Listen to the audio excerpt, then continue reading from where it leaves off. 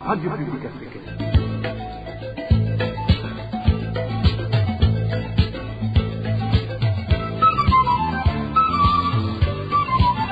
Radio Publique Africaine.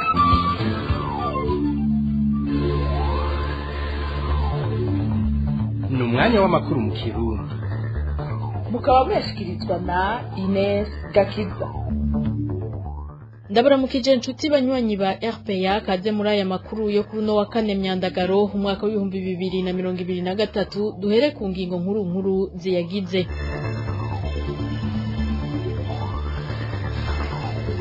Muna warabwirizwa gutegeka impunzi guhunguka wahoze arongoye Burundi Domitien Ndayizeye ati guhunguka n'ingingo ifatwa n'impunzi ubwayo.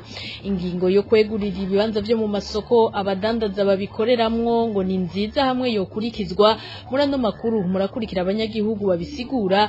Olikome nayo isaba ko atamutegetsi yosubira gukora urudandazwa kuko ngo ruca rumutwara umutwe ntabacitaho ivy'igihugu. Mu kiganiro dukingira ibidukikije naho tubabwira akamaro ko gukoresha gaz mu kibanza c'inkwi n'amakara. Aya n'ayandi ni mukanya kaze.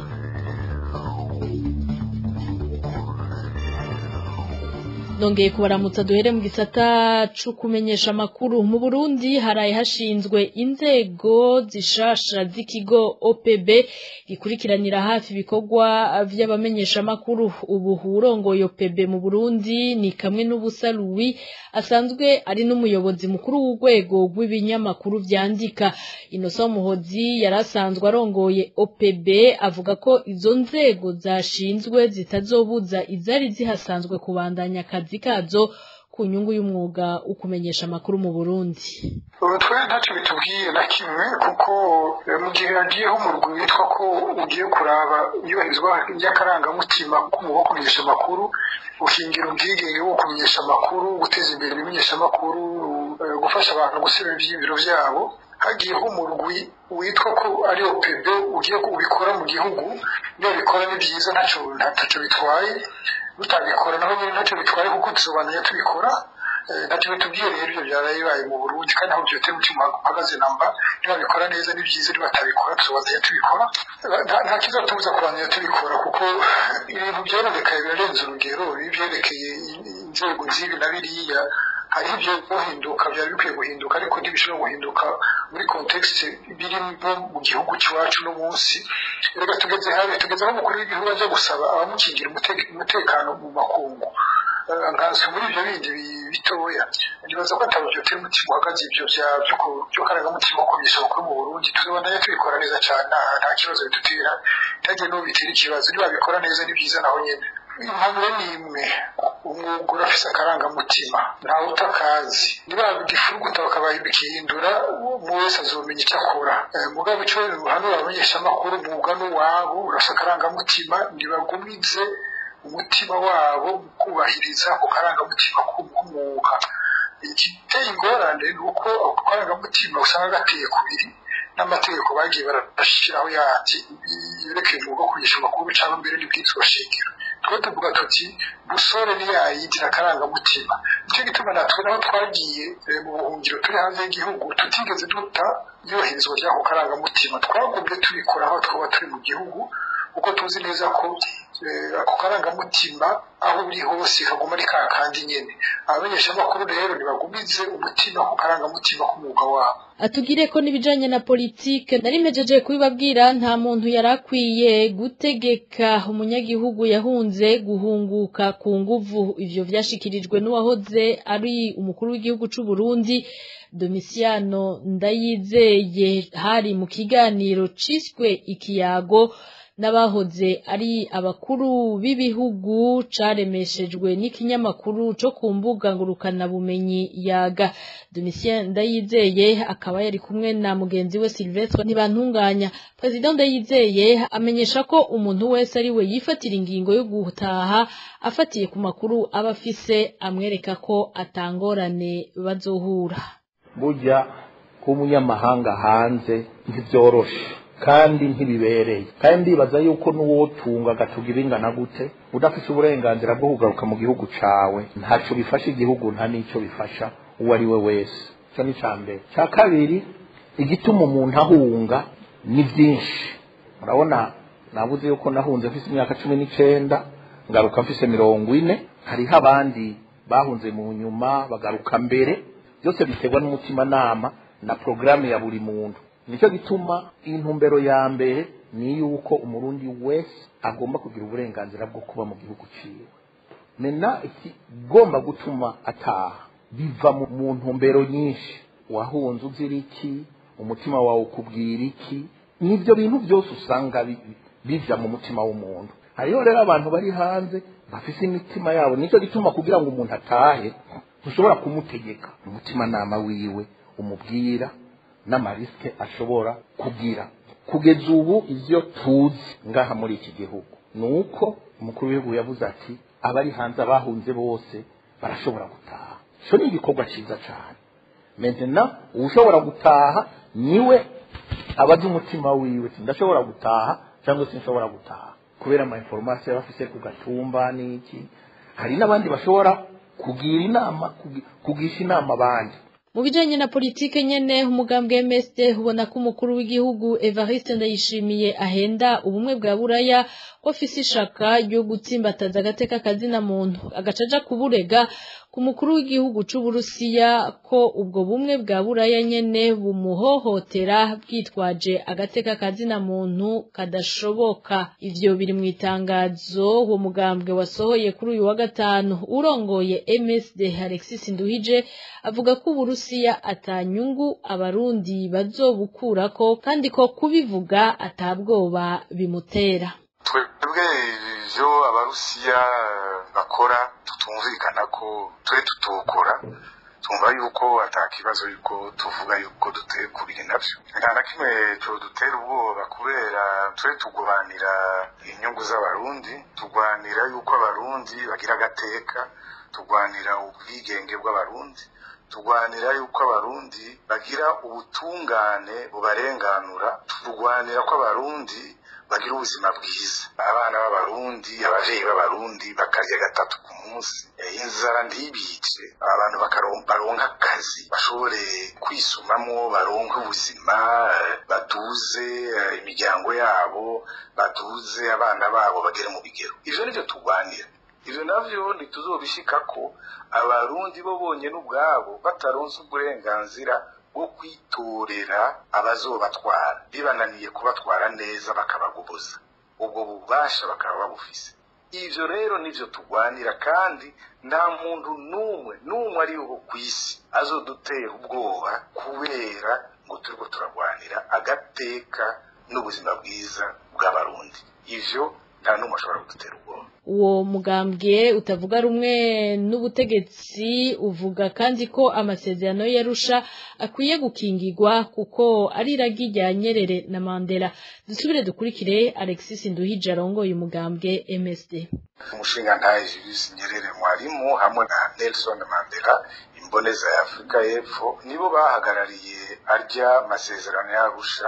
Arya masezerano nayo y'Arusha yashinga demokrasi mu Burundi, yarashingiye cyane yuko abarundi bo bene igihugu abari bo bitorera ababatwara. Rero abo nibo berekanye kandi neza ko ari bo bagwaniye Afrika kandi bagwaniye abarundi kubera ari abanyafrika. Abagwanira rero abarundi kubera ari abanyafrika ntibari Moscow cyangwa hari ya Saint Petersburg. Abagwanira abarundi bakaganira agateka ka Afrika mu Burundi bari mu mabohero uno munsi, benshi bari mu nkambi z'imbunzi uno munsi, kandi benshi barishwe na leta itwagwa na Neva uno munsi. Urumva rero yakugenda rero kuvuga ngo icokiza abanyafrika kiri hariya canke icokiza abarundi kiri hariya Saint Petersburg. Ikizokiza abarundi ni bariya abarundi bose babore mu mabohero n'abandi bari hanze bazokwicarana n'irya leta kugira ngo bumvikane uko bagiye gutwarwa, hanyuma hagashingwa demokrasi nyakuri, abarundi bonyene bakitorera ababatwara. Ico conyene nico kizokingira Uburundi, ni naco kizokiza Uburundi. Dutandukira ibijanye n'agateka kazina muntu abanyagihugu bamaze gufungirwa mu gashoka komisariya y'igipolisi y'intara ya Gitega bariyamiriza ihohoterwa rishingiye ku kuborezwa igufa abafungiweyo bakoregwa n'abandi bafungwa bitwa abasekurite bafadikanije na bamwe mu bapolisi bahakorera. Abanyagihugu bagasaba abajejwe agateka kazina muntu hamwe n'umushikiranganje w'ubutungane gukurikirana ibiberayo. Idonido na Eric Niyonzima. Gukubitwa amakofi hamwe no gukubitwa inkoni zo mu birenge namwe mu mabi abafungiwe mu gashuka komisariya y'igipolisi mu ntara ya Gitega bakorerwa n'akagwi kabandi bafungwa bita kubajejwe umutekano muri ako gasho. Umwe mu banyagihugu amaze gufungirwayo akavuga ko ayo mahano bayakorerwa bariko batangishwa amafaranga kuko umuntu wese yinjiye muri ako gasho ategerezwa gutanga amafaranga.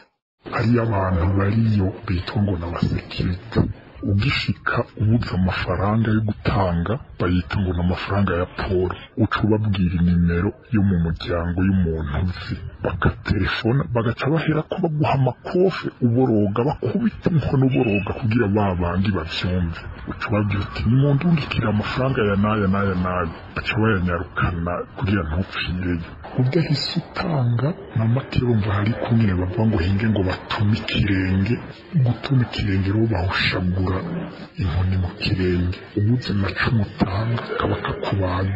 Ayo mafaranga abafungiwe muri ako gasho bakubitirwa gutanga ageze ku bihumbi 50 nk'uko bivugwa n'uherutse kuhafungirwa, ariko biketse ko bihavayo atayarishe isoko ryacu rimenyesha ko abonera yimbwa yaboneye ku mugezi kugira mu ndwi imwe abe yayatanze yose hamwe 50 ugishikayo ariko baragucuranguza bagusopa ibyo ufite byose guhera kuri 5 barayandika bagaca bakurarira ngo umusigaje 45 hanyuma iyo babonye umuntu ari ku dosiye ikomeye canke idakomeye babona ko azuhava cavayo n'ingoga agaterarisha uyo rero arakubitwa akagoboka ni ngombwa urumva mu nzu bimwe ubuhejeje kuyariha yose.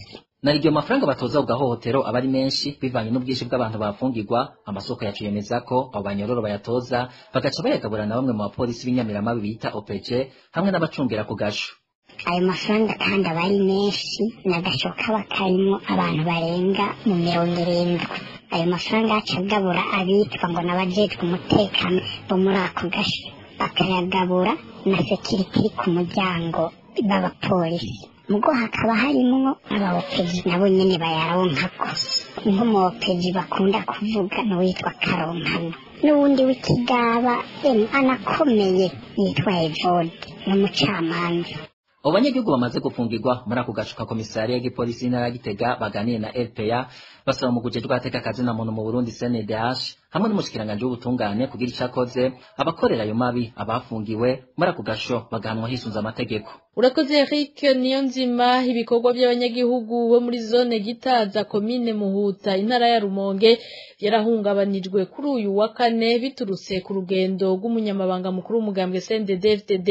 Amasoko yacu muri iyo komine havuga ko nubwo vyaruko bamwe mu banywanyi b'uwo mugambwe uri ku butegetsi bari bemerewe kubandanya gukora mu gihe abandi bategekwa kuja gusanganira uwo mutegetsi muri uwo mugambwe. Onezima Dushimagize. Abanyagihugu muri zone Gitaza muri komine Muhuta mu ntara ya Rumonge ntirakoze kuri uyu wa kane ibikorwa byabo bya buri munsi. Bavuga ko bategetswe n'abapolisi hamwe n'imbonerakure kuja gusanganira umunyamabanga mukuru w'umugambwe CNDD-FDD Reverend Kuriyo yaramutse agendera iyo komine. Bamwe muri abo banyagihugu barababaza nuko babuze aho bashira kugura n'utwo bashira ku munwa. Nta murimo n'umwe bariko rakugwaho kuva ku kirasa gushika Munyaruhongoka aho hose ububare amasoko abadanaza kwibarabara abadanazaho amarobe intore itomate ibitunguru abadanaza b'inyama nta n'umwe yigeze adandaza. Isoko ya kijambere mu Gitaza bashiye bayugara guhera isaha 4 gushika isaha 10 yugaye ari uko avuyeho atashe, ndetse n'abantu baronda kugira ngo baze gusuma ntibigeze baronka aho basumira bivanye n'uko nta muntu yahagarara no kwibarabara basha yirukanwa. Icababaje cyane abo banyagihugu nuko izo mbonerakure zaguma zisahura abantu mu kubatoza amafaranga ndetse zikagira ivyamwa n'ibindi bifungurwa abana bari mu buruhuko bacururiza kwibarabara. Ivyo vyose bakaba babikora abapolisi barorera. Igitangaje izo mbonerakure nyene zigasanga umunyeshuri adaraza ivoka umusigati imihwi bagaca bitora bakabijya kuri vagabo numva ko akamaramaza igihugu ntaho kiriko kirava ntaho kiriko kiraja umuntu wese aziga yuko aba kwibarabara canke afite botike kwibarabara yakubitirwa gutera igitoke canke ibigazigazi akaba aryo bashinga ku mabarabara uberengezeko basibwa amande baca kumuhana kira botike basaba interera y'ibihumbi 3 ngo niyo kwakira umukuru umugambwe. Nubwo bari babujije gukora abanyagihugu bo ngaho mu Gitaza bariyamiriza kamwe na bamama kibonekeje ngo ko mu banywanyi b'umugambo uri ku butegetsi bacuruza ataho bakomakoma. Mu Gitaza akabare kari kemerewe kunywesha ibinyobwa n'akabare k'umuntu yitwa Silvestre atagira Silive we kwera asanzwe ari mu mugambo CNDD-FDD. Abantu rero benshi bakazibaza ati none hugawe amasoko uburiro ubunywero hagaca hasigara akabare k'umuntu umwe ngo niko kemerewe gukora. Hari nyagupfa na nyagukira uwo mutware hari abo azoza akiza n'abandi aroza yica. Amasoko yacu muri komine Muhuta avuga ko iryo hungabanywa ry'ibikorwa by'abanyagihugu ryabaye no muri zone Muhuta aho umutegetsi wa CNDD-FDD yabanje guca.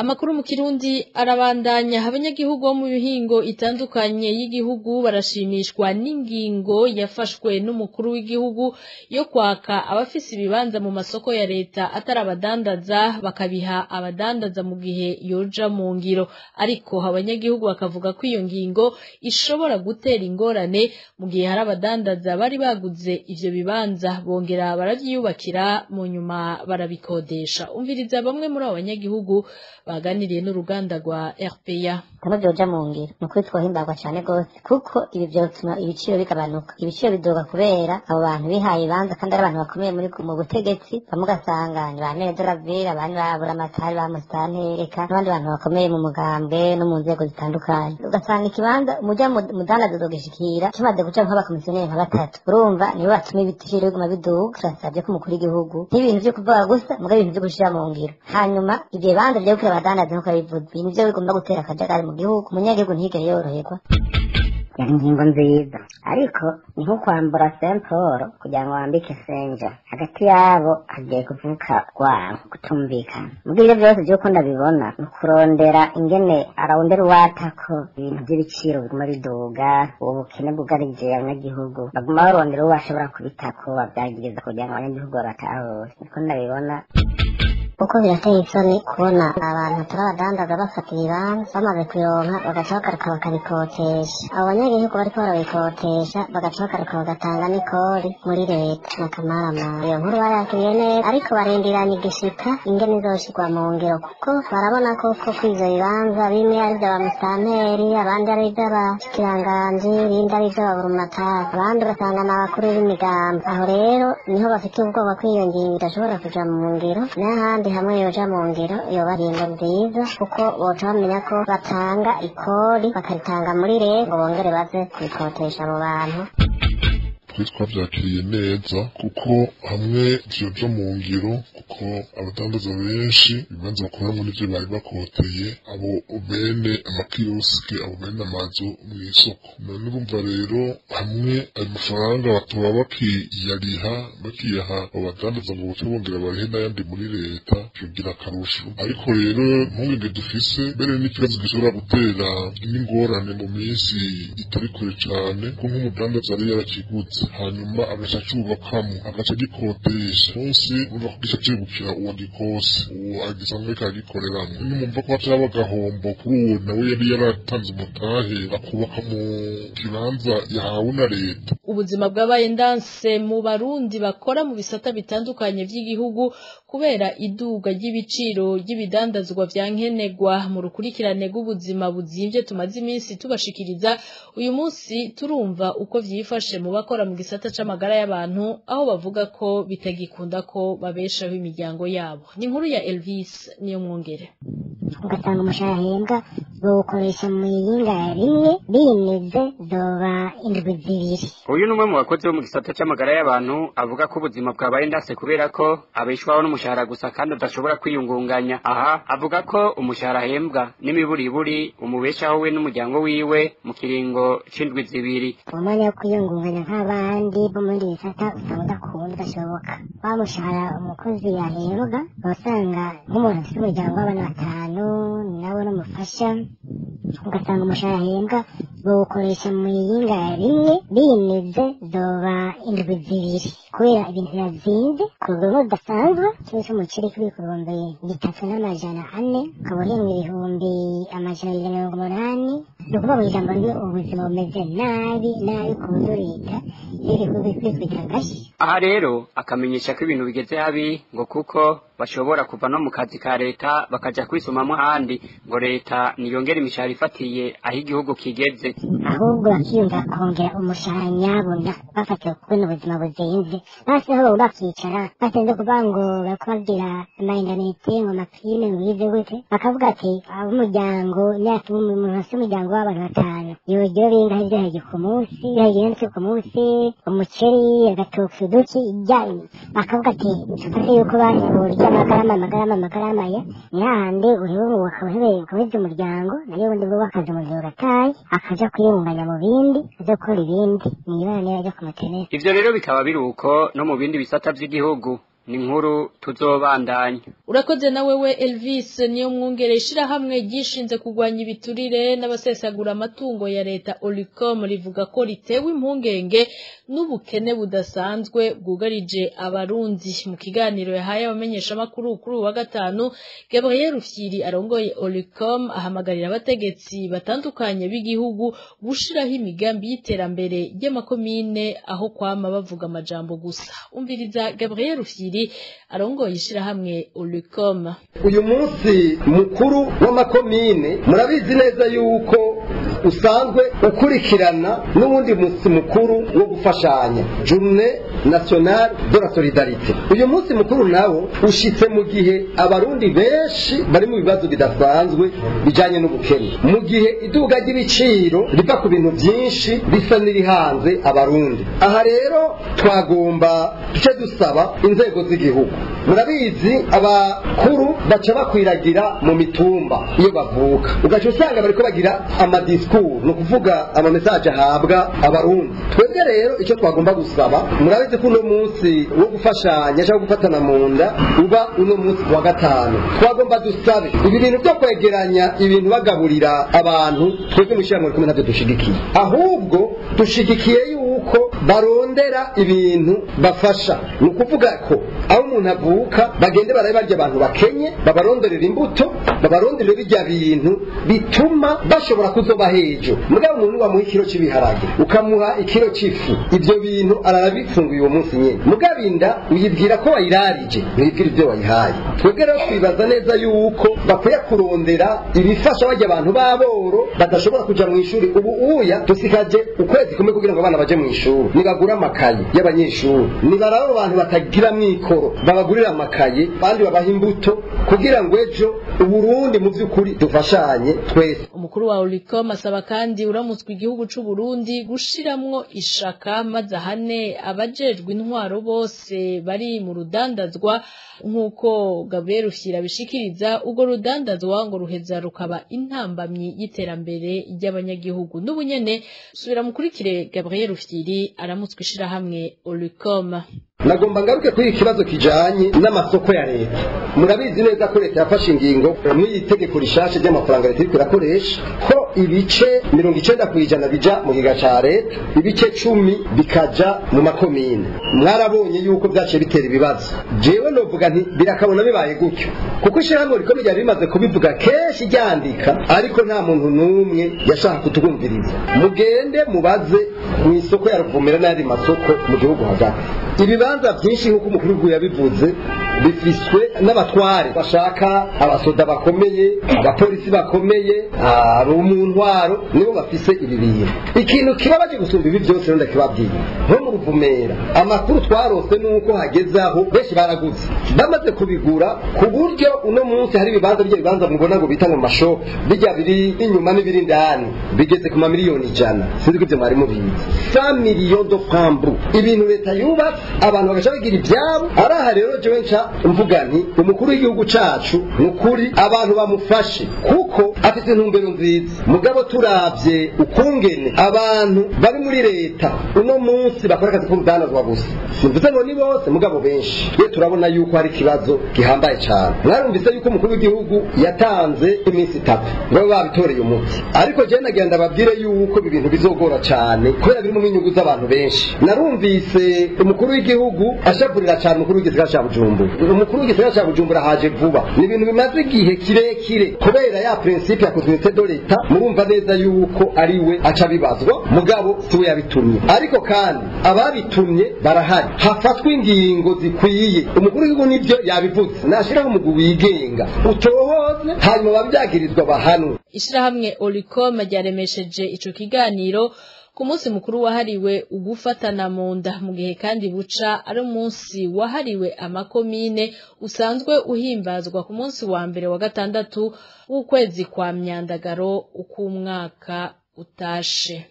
Mwishirahamwe Parsem naho bavuga ko uruhara rw'umugambwe CNDD FDD ari ntangere mwihungabanywa ry'ubutunzi mu Burundi kubwa Faustin Ndikumana arongoye Parsem inyishu izova muri uwo mugambwe nyene uri ku butegetsi. Bagomba abantu mu ndongozi bihi bibanza mu masoko bihi binabiriya turabona kandi tugashima nuko umukuru w'igihugu tubona avuga ati biramuhangayikishije ariko rero turaraba iyo biva ahandi biva ku bintu bibiri icyo bita legitimité historique na militantisme no kuvuga iki no kuvuga ibintu by'abantu bishira imbere kubera avuga ati ibyo twamaze muri kahise twaragize bitwaragwaye twaragize gute turamita mu mugambo muri ku butegetsi turi imbere bagacabona ku bintu byose ari gwabo kandi bise bigaragarira hehe none yuko ari ubwo buzi butangwa muri leta mu mashirahamwe ya leta usanga ari umugambo bitanga ubikora amasoko ya leta n'ibyo n'amakoperative usanga ibintu usanga harimo uruhara rw'umugambi hanyuma naho mu buyenzi mwumva ayo masoko yo mu buyenzi bajya baronka ibibanza bikomakomeye si uwo ari we wese abironka murabizi turazi neza igihugu twibaza rero yuko ubiravye inyishu iri hehe inyishu yuko mu mugambi uri ku butegetsi bogenda bakaraba bakirinjura bakaraba bakadire babo nabo bashinga amabanga ingene bigenza mu gihe biyumvira yuko ushinga amabanga kugira naho ubutayashoboye bayaguha kugira baguhe wirire baguhaye amabanga udashoboye bakugiye bati ni wigire rero turakwibutse wari waribagiwe genda wibeko genda wubaka amazu genda ugira iki kandi noneho birazi yuko umugambwe ni wo uhindero abakadire bawo mu bijanye n'ivyintwaro nico gituma rero inyishu niyiri bagenda bagira inama rukokoma bahindure babahe intumbero nshasha n'ivyaba ngombwa babahane uko inyishu niyo iri. Uyu n'umwanya w'ikiganiro dukingire ibidukikije uno munsi turabira hamwe akamaro ko gukoresha umwuka bita gaze mu gukinjika mu kibanza c'inkwi n'amakara hamwe n'akamaro bifise mu bijanye no gukingira ibidukikije. Ikiganiro dukingira ibidukikije mwagiteguriwe kandi mugishikirizwa na Onesime Dushimagize. Dukingira ibidukikije. Dukingira ibidukikije ni ikiganiro gihamagarira abanyagihugu bose bisata bitandukanye kumenya ko ibidukikije ari byo soko ry'iterambere n'amagara meza ku bantu no ku binyabuzima. Ikiganiro dukingira ibidukikije mugitegurirwa mukagishikirizwa na Radio Publique Africaine ijwi ry'abanyagihugu.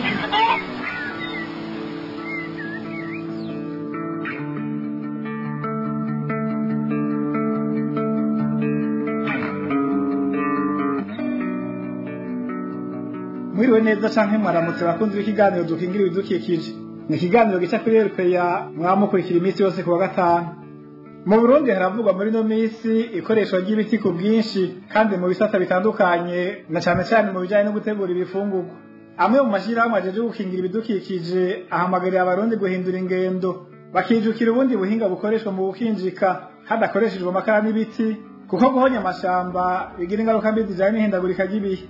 Muri kino kiganiro muraja kumva bamwe mu banyagihugu bo mu gisagara ca Bujumbura bamaze gutangura gukoresha umwuka bita gaz mu gukinjika. Muraja kumva akamaro kayo mu gukingira ibidukikije hamwe n'icokorwa ku ruhande rwa leta na cyane cyane mu gukwiragiza hose ico gikoresho ngira akamaro. Kuri mikro muri kumwe na Onezime Dushimagize ndabahaye kazi.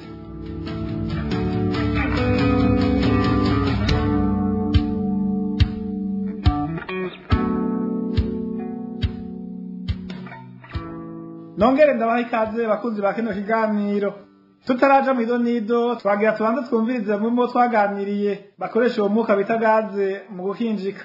Bamwe muri bo mu gisagara ca Bujumbura bemeza ko gaze ifise akamaro kanini.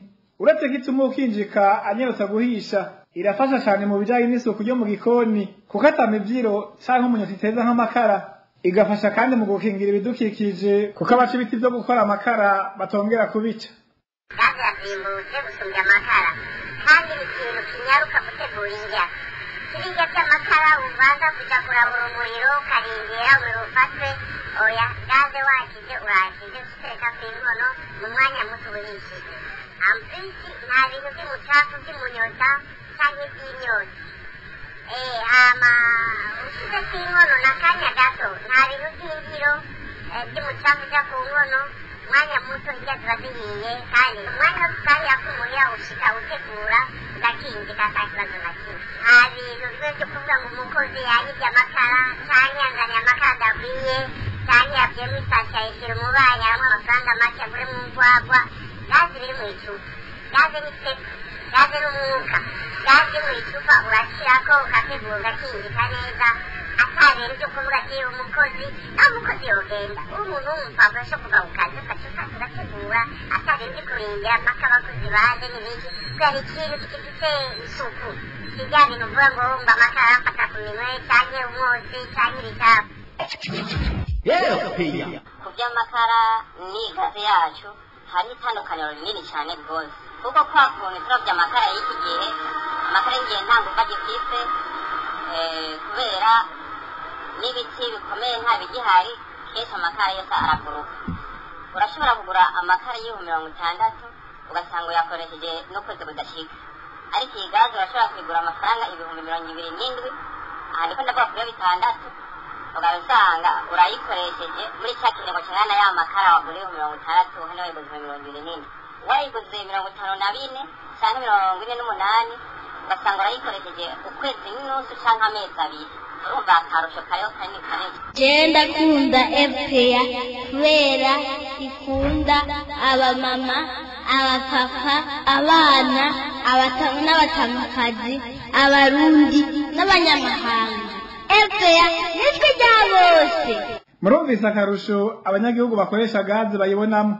Bavuga mugabo ko bisaba kuyishira kure y'aho abana bakinira kugira ntihave iteza amasanganya. Iyi gaze mwaranurube ya miduka rero bivanye n'uko ushizemo bwinshi cyangwa ugasamara bisaba yuko isafuriya wayishyizeko uraba yuko isiteretse yuko biragenda neza kurumva amakara ashobora kuzima cyangwa gushyiramo ayandi mugabo ngaho washyizemo umubare wawe nyine ukuvuga ngo usamaye ukazigira isafuriya nayo ishigirako mu gihe bivanye n'umwanya wateze kuja kuraba ibyo wateze nk'abantu bafite abana ni byiza yuko uraba yuko wayikinisha ariko ayiyobera kuko nk'ubu nimba umwana ariko arayoba akugurura aka kantu kakiraduga haciye haza ubundi akantu ikibiriti ukuvuga ngo urubeya yarusha rutuga hacasha mugabo mu gukingira abo bana kubera ko twavuze yuko si umufuko w'amakara ngo ujyane mu nzu ushafure ushobora kuyinyigisha abana hariho hose yishyira nta ngorane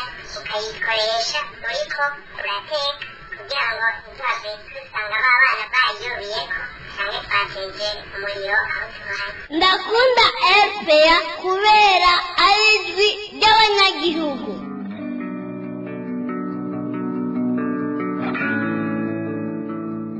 umwe mu bacuruza gaze twaganiriye avuga ko arabaza kumushorera bafise amakenga kwishobora kubateza amasanganya ariko akabahumuriza ko atashobora batinya kuko vyoroshe kumenya uko bayikoresha neza kuko abenshi bayitinya mbere benshi batinya no kuyikoresha bivanye n'ubwoba n'amakenga bafise kuvuga abakiriya bahaciye bakabibona baratwegera hama tukabasobanurira tukanabereka n'iyo konfuziyo bafite kuri iyi gaze nayo berekana ko kuri tuyifunga neza bakabona ko iyo gaze bayikunze cyane kandi hariho na fureshi ibereka ko iyo gaze yugaye neza kandi noneho nagomba ndabamenyeshe ko amakenga yabo yuko yohera kuko bivanye na montage imeze neza umuntu arayikoresha umutekano ntangiye kugira ngo amakenga n'ubwoba bishobore guhera ni ukuvuga igikorwa kiba giheze habasigaye ko ukinjika atanga ibikorwa vyiwe nk'uko bisanzwe kuvuga gaze yamaze gushika muri fiziyere hano hari amabuto yerekana uburyo ukuntu iyo gaze iza gusohora ububeya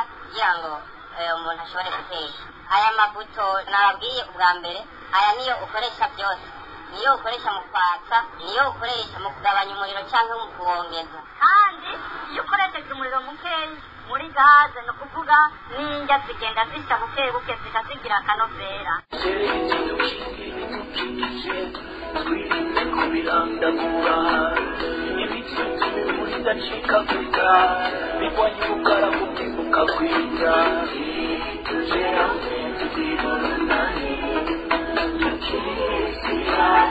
ikiganiro ntidukingira ibidukikije turiko turabira hamwe akamaro ko gukoresha umwuka bita gaze mu gukinjika mu kibanza c'inkwi n'amakara mu ntumbero yo gukingira amashamba agaragariwe n'abaca ibiti barondera kubikuramo amakara mu buyobozi bw'ikigo kijejwe gukingira ibidukikije mu Burundi bahamagara uwo ari we wese kwijukira ubwo buryo bwo gukingira ibidukikije hakoreshejwe gaze kugira ngo bikunde duhangane n'ihindagurika ry'ibihe riterwa no guhonya amashamba mwishirahamwe ry'abagenzi b'ibidukikije bobo bamenyesha ko guca ibiti no gutunganya amakara biri mu vyonona ibidukikije iraduhaye bukuru Paterne umunyamabanga nshingwabikorwa muri iryo shirahamwe asaba abantu kwijukira gukoresha gaze naho bazi ko hakiriho intambamyi kuko itarashobora gukwira hose mu gihugu kuko mu gihe ariyo bokoresha batazoba bagikeneye guca ibiti avuga kandi ko gaze itarekure y'amyotsi yonona ikirere aha akagira akasaba leta kwigisha abanyagihugu gukoresha gaze yongere yorohereza abayishuruza mu kugabanya amatagisi kugira ngo umuntu wese ashobore kuyironka ku giciro kitavuna ubwa mbere na mbere kugira amakara aboneke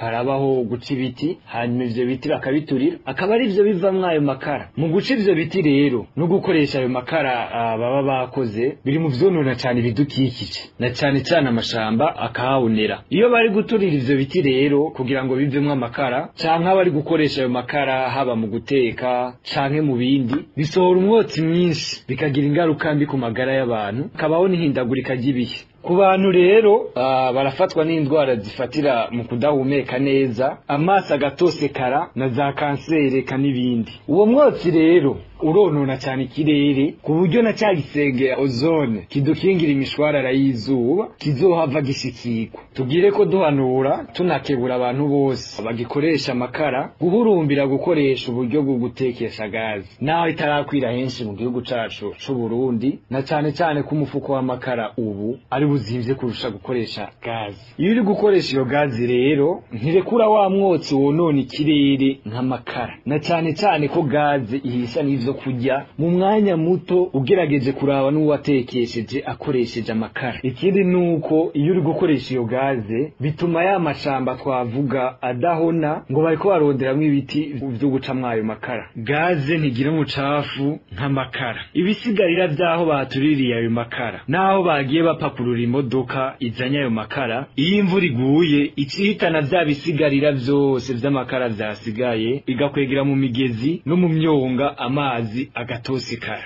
aha rero turasaba leta y'u Burundi ko yokwigisha abarundi bose atawuvuyemo uko bokoresha gaze ikongera ikagabanya amatagisi kugira ngo na babandi bato bato batishoboye bashobore kuronka nabi iyo gaze tugasaba leta kandi ngo ibigisha uko bakoresha iyo gaze na cyane cyane ko iyo uyikoresheje nabi itera impanuka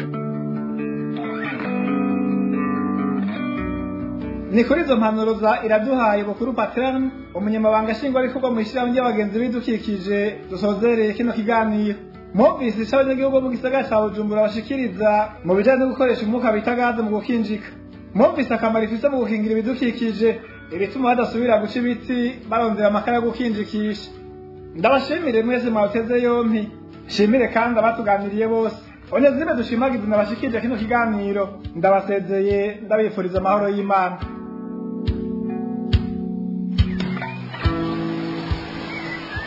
Cari ikiganiro dukingira ibidukikije, ikiganiro mutegurirwa mukagishikirizwa na Radio Publique Africaine, ijwi ry'abanyagihugu ku minsi yose ya gatanu. Ndagukengurukiye Onezime dushimagize no kuri ico kiganiro cawe duce dusozera ko amakuru yo kuri no munsi wa gatanu higenekezo rya 4 myandagara umwaka wa 2023 mwakoze mwebwe mwese mwayakurikiye bakoze bagenzanje umwe wese kuco yaterereye kuri mikro mari kumwe na Ines Gakiza mugira iteka nitekana.